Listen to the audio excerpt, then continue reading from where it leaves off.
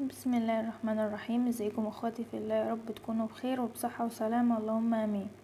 هنعمل النهاردة الفراخ المشوية بطريقة مميزة جدا بتتبيلة اكتر من رائعة، هتخلي معاكي نسيج الفراخ دايب ذوبان، وان شاء الله ايا كانت حجمها هقولك على كل حاجة في الفيديو.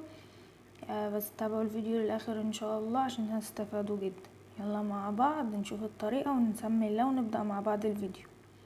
معايا هنا فرخة وزنها 2 كيلو. بعد التنظيف بجيبها بفتحها من الظهر زي ما حضراتكم شايفين كده، بس قبل ما بعمل الخطوات دي كلها بجيبها، ما بعملهاش في نفس اليوم، بحطها في الفريزر يومين او 3 زي ما انت عايزة.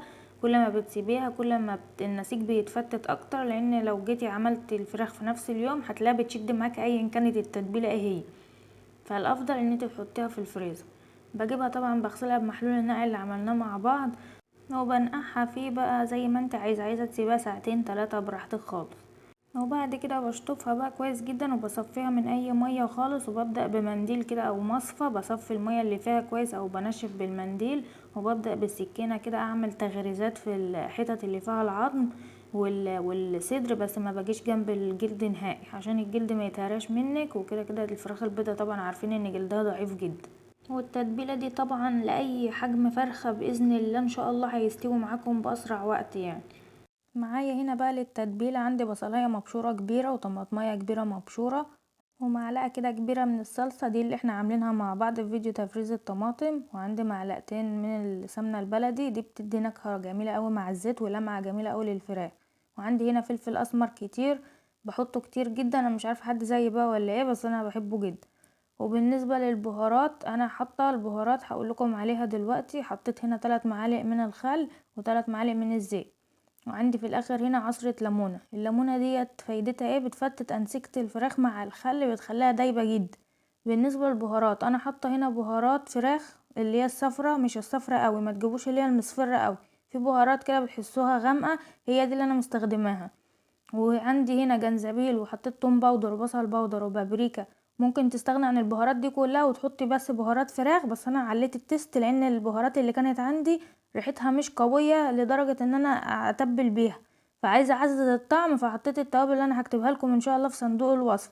بس لو ما عندكوش التوابل دي ممكن تستكفوا ببهارات الفراخ عادي. هنا بعد ما خلصت التتبيله بجيب الفرخه بغلفها كلها بالتتبيله كده ومن تحت الجلد وكله. انا هنا بعمل تحت الجلد، لازم تحت الجلد عشان التتبيله تخش في الصدر الفرخه في الفتحات اللي احنا عملناها مع بعض. بسيبها طبعا في التلاجة، ممكن انا سبتها من بالليل للصبح، حضرتك لو عايزه تسيبيها 3 ساعات على الاقل هتبقى كويسه جدا. بس اهم حاجه تحطيها في التلاجة، ما تسيبيهاش بره، لان طبعا فيها بصل وتوم عشان طعمها ما يغيرش منه. عشان اعمل الطحينه دي نص كوباية من الطحينة خام، ما عليهاش اي حاجة خالص، بجيبها بحط عليها معلقة من الخل. الخل هنا طبعا اساسي عشان هو اللي بيخلي لي اللون بتاع الطحينة ابيض خالص، يعني انت بتحطيه الاول على الطحينة كده لغاية ما هتلاقيها قفشت كده معاكي مرة واحدة. بعد كده هنبدأ بقى بعد ما خلطتهم مع بعض هبدأ انزل عليهم المية السخنة، لازم تكون سخنة عشان تاخدي افضل نتيجة وتفك معاكي بسرعة، ما تحتاجيش ان انت تضيفيها في كبة او مضرب او كده. بمعلقة عادي ببدأ ان انا اعملها زي ما حضراتكم شايفين كده، لونها افتحها خالص وبتفك معايا يعني بمنتهى السهوله. الخل هنا بيخلي القوام يتقل زي ما انتم شايفين، ببدأ ازود الميه تدريجي بحيث ان انا اخد القوام، لاني لسه هضيف ليمون. الليمون نفس الخل بالظبط بيخلي الطحينه معايا تقيله برضو. فانا بضيف هنا بعد كده بعد ما خففتها كده بضيف المعلقه صغيره من الثوم المفروم وربع معلقه من الملح. الملح ده طبعا حسب الرغبه. وبضيف بقى هنا عصرة الليمونة. هنا الليمونة انا هنزلها، اول ما هنزلها كده هتلاقوا الخليط تقل تاني ووصل للقوام اللي انا عايزاه، هو ده اللي انا قصدي عليه اول ما قلتلكم ان الليمون هو نفس الخل بالظبط. عندي هنا ربع معلقة صغيرة من الكمون وربع معلقة من الشطة، دي اختياري، مش عايزة تحطيها ما تحطيهاش. وعندي هنا زيت على الوش كده، عايزة تستبدليه بزيت زيتون تمام مفيش مشكلة.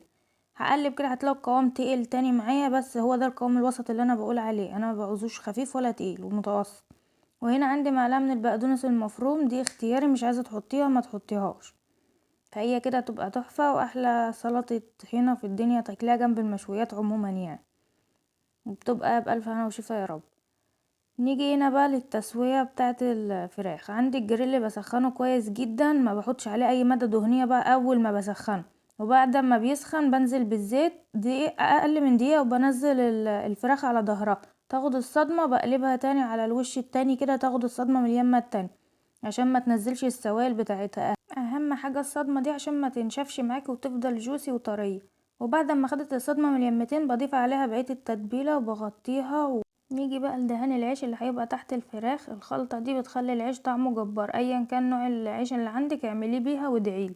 عندي معلقة كبيرة من الصلصة، وعندي ربع معلقة من الفلفل الاسمر، ربع معلقة من الملح، عندي نص معلقة من الثوم المفروم، عندي معلقة من السمنة البلدي الصغيرة، ومعلقة من زيت الزيتون لو عندك، بس هو بيدي نكهة جميلة اوي مميزة. عندي معلقة صغيرة مليانة من البقدونس المفروم، طبعا ده اساسي. عندي معلقتين من الزيت كبار كده عشان اسيل بيها التتبيلة دي، بتبقى طعمها روعة. بدهنها بالعيش بتاعي، انا اخدت 4 رغيفة من العيش اللي عملته معاكم ودهنت بيها كده ودخلته تحت الشواية، خد اللون الجميل ده.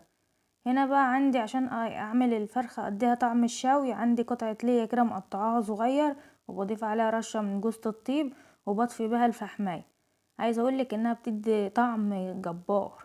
بجيب هنا معلقة من السوائل اللي نزلت من الفرخة وبحطها على اللية وبطفي عليها الفحمة، وبغطي كده 5 دقايق لغاية ما تاخد طعم الشوي.